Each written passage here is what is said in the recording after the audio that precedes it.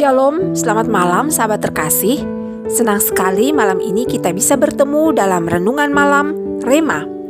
Kiranya malam ini Rema mendapati sahabat dalam keadaan baik, tetap berlimpah dengan damai sejahtera dan sukacita, terlepas dari keadaan apapun yang sementara dihadapi, karena kita punya Tuhan yang hidup dan berkuasa, serta tidak pernah meninggalkan kita.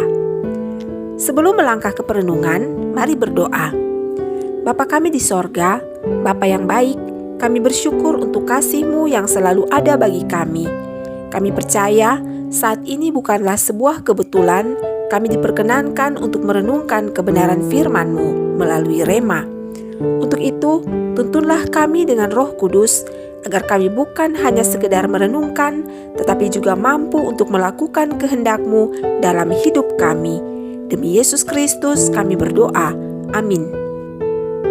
Bagian ayat firman Tuhan yang menjadi pedoman Rema kita saat ini terbaca dari surat Paulus kepada jemaat di Roma dalam Roma pasal 12 ayatnya yang ke-9 yang tertulis demikian. Hendaklah kasih itu jangan pura-pura, jauhilah yang jahat dan lakukanlah yang baik. Sahabat Rema, pada sebuah kelas kuliah di sebuah universitas terkenal, seorang profesor ateis menantang mahasiswa-mahasiswanya dengan sebuah pertanyaan. Apakah Tuhan menciptakan segala yang ada? Seorang mahasiswa dengan berani menjawab, "Betul, Tuhan yang menciptakan semuanya," jawab mahasiswa itu.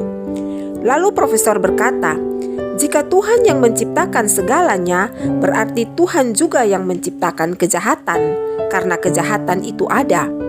Dan menurut prinsipnya bahwa pekerjaan kita menjelaskan siapa kita.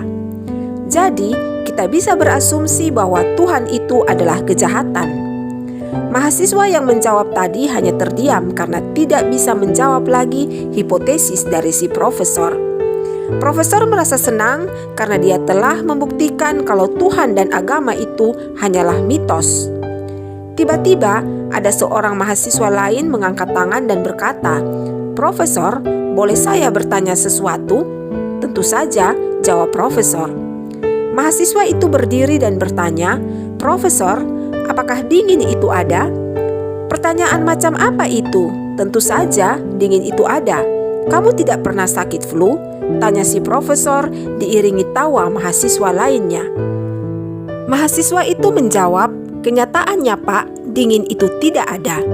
Menurut hukum fisika, yang kita anggap dingin itu adalah ketiadaan panas. Suhu 460 derajat Fahrenheit adalah ketiadaan panas sama sekali dan semua partikel menjadi diam dan tidak bisa bereaksi pada suhu tersebut. Lalu terciptalah kata dingin untuk mendeskripsikan akan ketiadaan panas." Mahasiswa itu melanjutkan, "Profesor, apakah gelap itu ada?" Profesor itu menjawab, "Tentu saja ada." Mahasiswa itu berkata, "Sekali lagi Anda salah, Pak. Gelap itu tidak ada. Gelap adalah keadaan di mana tidak ada cahaya. Cahaya bisa kita pelajari, tetapi gelap tidak. Kita bisa menggunakan prisma Newton untuk memecahkan cahaya menjadi beberapa warna, tetapi kita tidak bisa mengukur gelap. Seberapa gelap suatu ruangan diukur dengan berapa banyak intensitas cahaya di ruangan tersebut. Jadi, kata gelap dipakai manusia untuk mendeskripsikan akan ketiadaan cahaya."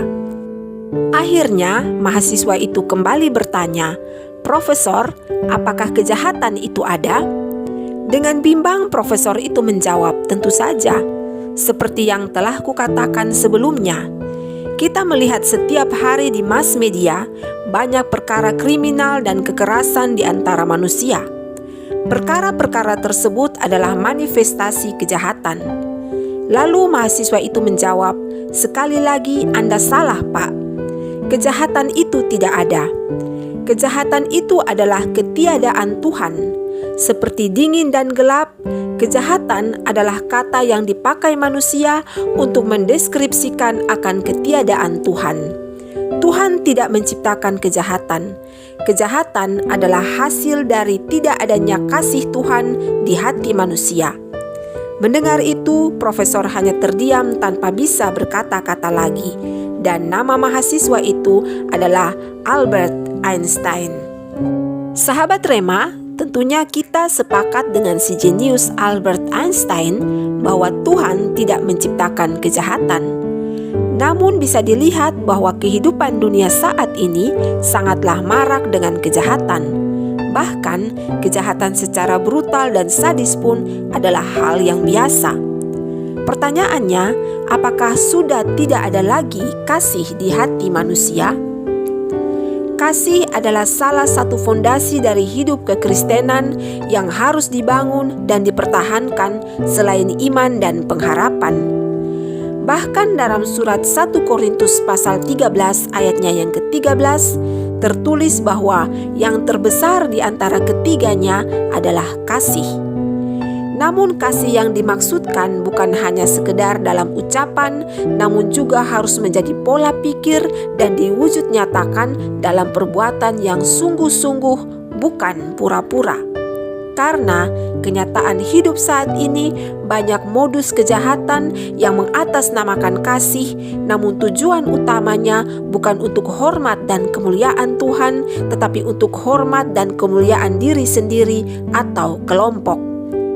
Oleh karena itu, Rasul Paulus menuliskan, "Jangan mengasihi dengan kasih yang pura-pura, karena itu adalah kejahatan."